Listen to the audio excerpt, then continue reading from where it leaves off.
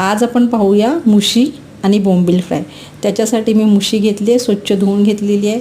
बोंबील स्वच्छ धुवून घेतलेले आहेत। घरगुती लाल तिखट घ्यायचं आहे, मीठ घ्यायचं, हळद घ्यायचं आहे।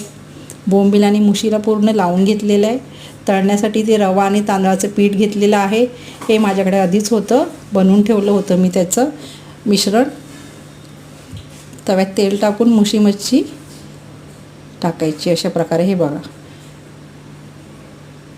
तळून घ्यायचे, चांगली कुरकुरीत होते। तळून दाबून दाबून तळायचे, छान मग कुरकुरीत लागते खायला। इथे लसूण मी लावलेला नाही आहे, तुम्हाला पाहिजे तुम्ही लसूणही लावू शकता, कोकम आगळ टाकू शकता।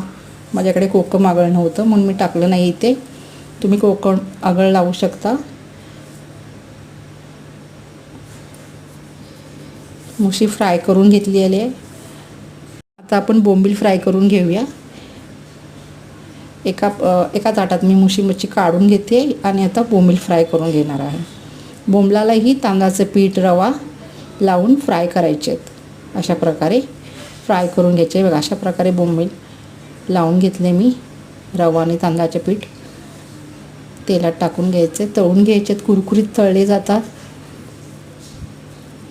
तांदळाचे पीठ आणि रव्यामुळे बोंबील कुरकुरीत होतात, खायलाही छान लागतात।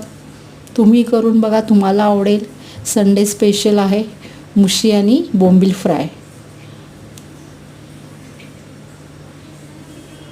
हे बघा, अशा प्रकारे बोंबील तळलेले आहेत, कुरकुरीत झाले आहेत। मुशी पण कुरकुरीत झाली आहे। तुम्ही करून बघा, तुम्हालाही आवडेल। मुशी आणि